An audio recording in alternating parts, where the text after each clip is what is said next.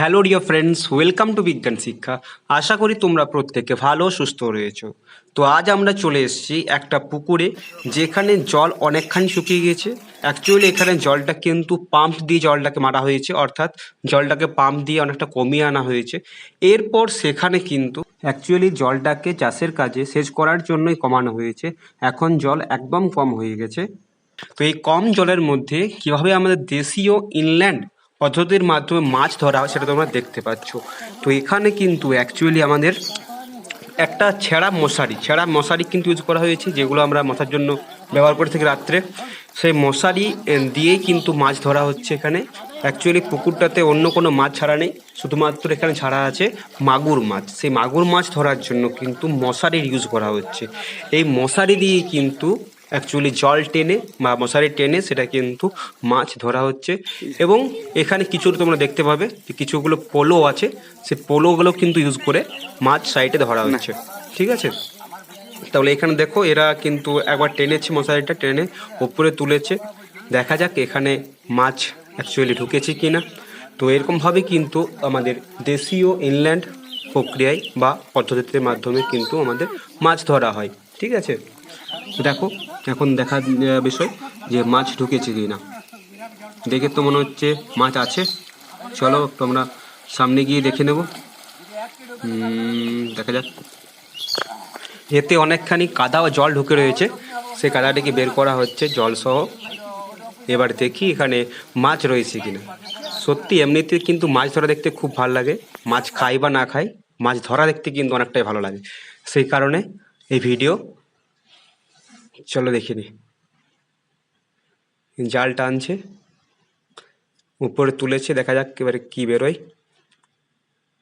হ্যাঁ, দেখে তো মনে হচ্ছে ঢুকেছে মাছ দুটো একটা। ঠিক আছে, মাগুর চলো। আরে বাবার কোথায় আছে?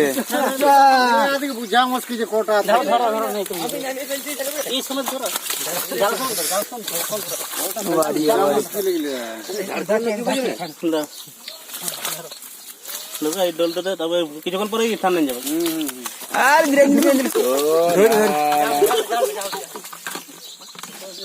তাহলে বন্ধুরা দেখতেই পাচ্ছ বেশ বড় সাইজের দুটো মাগুর মাছ এরা ধরেছে।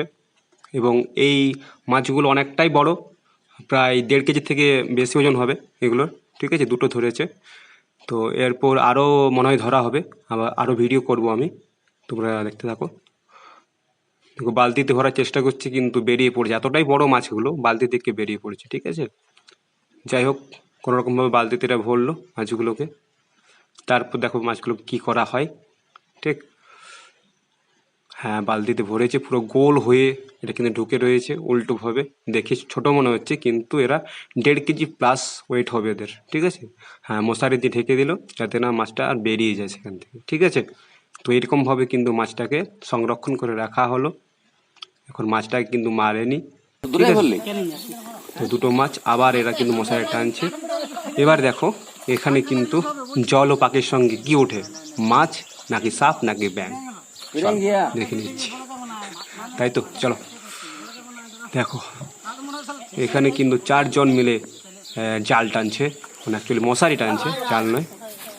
হ্যাঁ, তো এখানে কিন্তু মনে হয় উঠেছে, লাফাচ্ছে, দেখা যাক। এই যে ঝাড়ছে মশারিটা, এখানে দেখতে তো পাচ্ছি না। হ্যাঁ, আচ্ছা আচ্ছা আচ্ছা, একটা বড় মাছ আছে। কি মাছ দেখি? মাগুর মাছ, মাগুর মাছ, মাগুর মাছই তো।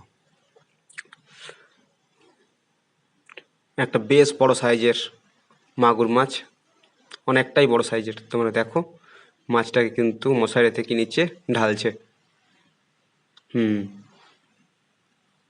চলো মাছটা দেখতে পেয়ে গেছি, এই মাছটা বেরিয়ে আসছে। এখনই কেটে দিত মাছটা।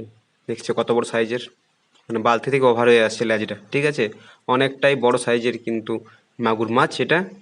একবার দেখে নিলাম। এবার মাছটাকে এরা কিন্তু আবার সেখানে মশারির মধ্যে বা বালতির মধ্যে ভরার জন্য নিয়ে গেল।